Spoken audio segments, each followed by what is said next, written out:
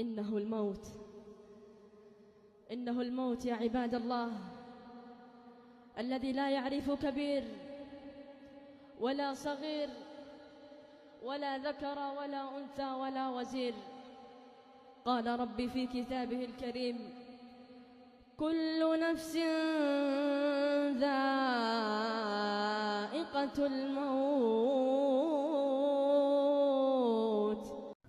ഭൂമിയിലെ സ്വർഗമെന്ന് പ്രവാചകൻ സല്ലല്ലാഹു അലൈഹി വസല്ലമ വിശേഷിപ്പിച്ച, പ്രവാചകൻ്റെ വീട് നിലനിന്നിരുന്ന, ഇന്ന് പ്രവാചകൻ്റെ ഖബർ നിലനിൽക്കുന്ന, അതിനും പ്രവാചകൻ്റെ മിമ്പറക്കുമിടയിലുള്ള റൗള എന്ന് പറയുന്ന ആ സ്ഥലം ഉൾപ്പെടുന്ന മദീനയിലെ മസ്ജിദ് നബവിയുടെ തെക്ക് കിഴക്ക് ഭാഗത്ത് സ്ഥിതി ചെയ്യുന്ന ഒരു ഖബർസ്ഥാനാണ് ജന്നത്തുൽ ബഖീഉൽ അർഖദ് എന്നെല്ലാം അറിയപ്പെടുന്ന ഈ ഖബർസ്ഥാൻ. പ്രവാചക കാലം മുതൽ തന്നെ നിലനിൽക്കുന്ന ഒരു ഖബർസ്ഥാനാണിത്.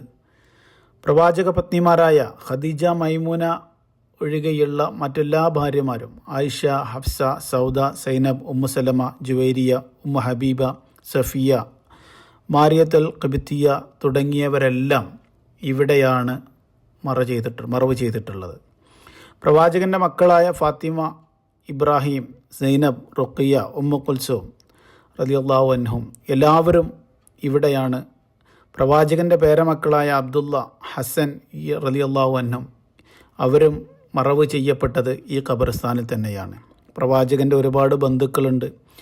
അതേപോലെ അബ്ദുല്ലാഹിബിൻ അബ്ബാസിൻ്റെ പിതാവായ അബ്ബാസ് ബിൻ മുത്തലിബും, രണ്ടാമതായി ഇസ്ലാമിലേക്ക് വന്ന വനിത എന്നറിയപ്പെടുന്ന ലുബാബ റളിയല്ലാഹു അൻഹ, ഇവരെല്ലാം മറവ് ചെയ്യപ്പെട്ടത് ഈ ഖബർസ്ഥാനിലാണ്.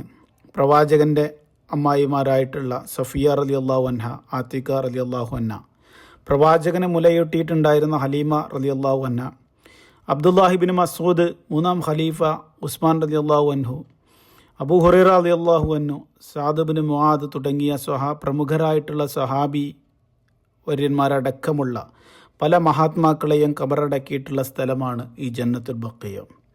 മദീന പള്ളിയോട് ചേർന്ന് കിടക്കുന്ന ഈ ഖബർസ്ഥാൻ സന്ദർശിക്കൽ സുന്നത്താണ്.